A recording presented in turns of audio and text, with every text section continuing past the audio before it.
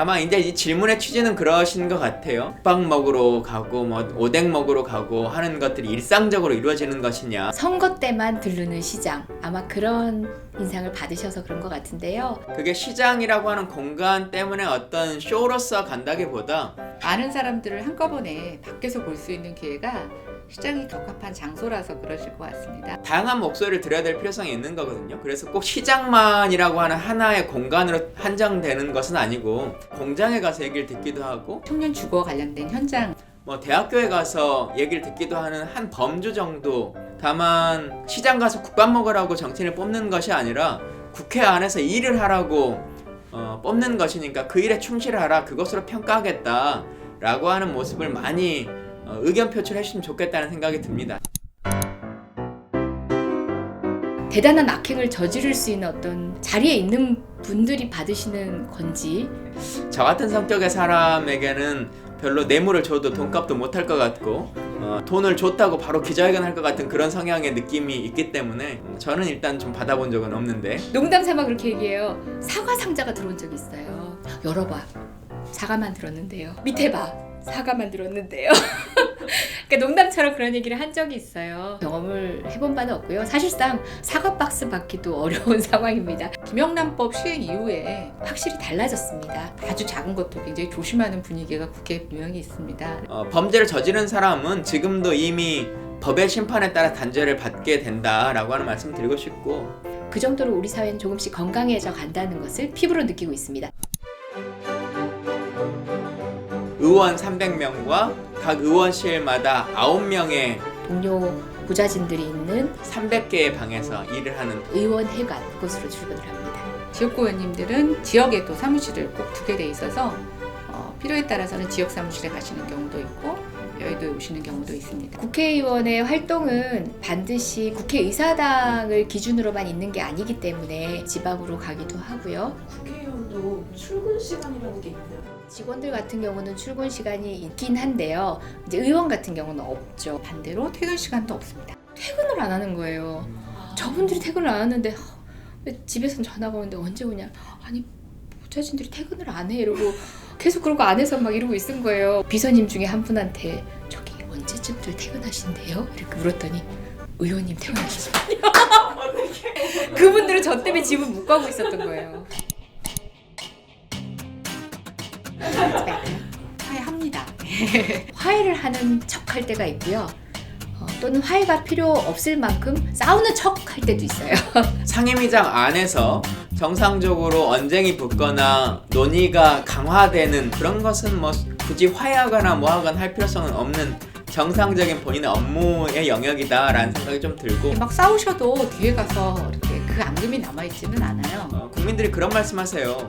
야, 너희들 회의 때는 여야 간에 막 그렇게 싸우고 나서 카메라만 꺼지면 자기들끼리는 다 막 한톡 속에 돼가지고 저렇게 화해하고 있어. 뭐 이렇게 얘기하시는 분들도 있는데, 이것도 직장입니다. 국회라는 곳이 절대로 혼자 일을 할 수 있는 게 아니고 싸우고 모른 척하고는 국회 활동을 할 수가 없습니다. 각자의 입장이 있어서 싸우는 경우가 있습니다. 내가 대표하고자 하는 어떤 국민적 이익을 위해서 싸우고 있는 것이기 때문에 개인적 감정으로 매몰되지 않기 위해서 노력합니다.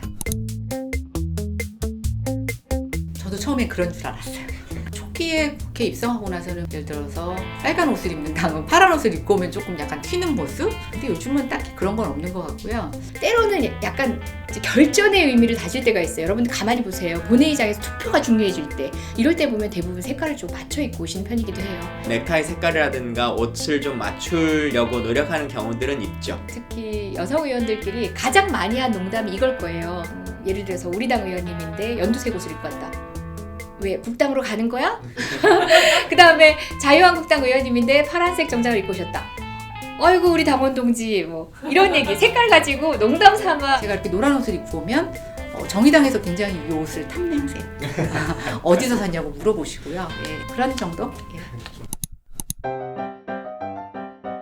쇼맨십이 있는 경우가 없는 경우보다는 아무래도 유리하겠죠. 국민의 입장에서 한번 생각해 보면 뉴스에 비춰지는 사람들 중심으로 기억하지 않을까라고 생각이 들어서 많은 언론 활동과 홍보 활동이 필요한데 언어를 선택하고 상징적으로 표현하고 그런 의미에서 쇼맨십은 또 국회의원에게 요구되는 측면도 없지 않나 있다고 생각합니다. 근데 이제 쇼맨십만 가지고는 안 되는 게 정치인 것 같아요. 국민의 지지를 받아야지 힘을 받기도 하지만 또 한편으로는 설득을 해야 되는 대상은 또 의회 안에 있기도 합니다. 그 사람들과도 괴리돼서는 안 된다는 측면도 있거든요. 그 쇼맨십이 국민들의 동의를 얻지 못하는 어떤 방식이어서 그 목적까지 가기 전에 이미 실패되는 경우가 된다면 쇼맨십이라는 의미가 없어지겠죠. 논리적으로 질문한 것들은 기사가 하나도 안 되는데 누가 바로 화를 냈다, 누가 싸웠다 이런 것들은 내용과 관계없이 기사화되다 보니까 이렇게 제대로 평가받지 못하면 국회의원들이 일을 하는 거에 집중하기보다는 정말 너무 보여주는 거에 집중하지 않을까라는 생각을 했었는데 내용 중심으로 또 저 사람의 진심성 중심으로 봐주시면 이런 쇼맨십 같은 것들은 좀 많이 사라지지 않을까라고 생각해 봅니다.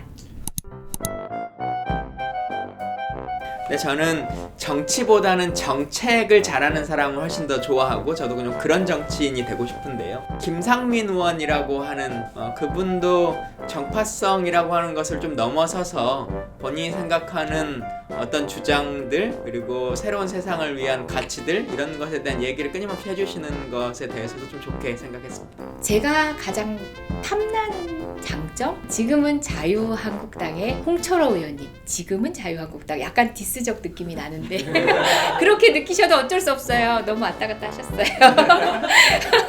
상임위에서 때로는 긴장되는 어떤 상황이 있더라도 그분이 좀 풀어주시는 역할을 합니다. 사람의 입장을 어느 쪽으로든 이해하려고 노력을 많이 하시고 그 가운데서 가교가 되기 위해서 노력하시는데요. 앞으로 더 기대되는 측면도 있습니다. 그 의원님들 각각 자기만의 장점들을 다 가지셨어요. 정말 컬러가 다 틀리고 300명 모두가 300개의 장점들을 가지고 계신 거예요. 어떤 한 사람을 본받는다라기보다는 어떤 의원에는 이런 점, 또 어떤 의원에는 이런 점, 이런 것들을 이렇게 조금 나름대로 각색해서 저에게 적용해 보려고 노력을 합니다. 의원에 낙선하고 나서 잘했던 것에 대해서 생각도 많이 하고 또 아쉬웠던 것에 대한 생각도 많이 하고 하는데 일단 그 4년의 기간이 후회는 없어요. 야당 시절만 했기 때문에 제가 꿈꾸는 것을 현실화 시켜내지 못했다라고 하는 아쉬움 이런 것들도 조금 있어서 10점 만점으로 치면 한 6.5점? 이 정도 줄 수 있을 것 같아요. 10점 만점에 5점. 인색하다고 생각하시겠죠? 이제 겨우 임기 반 지났습니다. 남은 5점도 가득 채워서 만점 국회의원 되겠습니다. 이제 정치를 배운 지 한 1년 6개월에 된 아주 초보 정치인이고요. 중요하고 어렵기 때문에 정말 잘해야 되겠다는 생각이 들더라고요. 그래서 할 때마다 자꾸만 이 목표치가 높아지고요. 그러다 보니까 상대적으로 제 점수는 자꾸만 낮아지는 것 같아요. 저는 6점을 주겠습니다. 아, 수고하셨습니다. 이거 한번 해보시죠. 어떻게 그렇게 큰 소리가 나요? 수고하셨습니다. 이렇게 해주세요. 멘트 한번 쳐주셔야 돼요. 수고하셨습니다. 수고하셨습니다.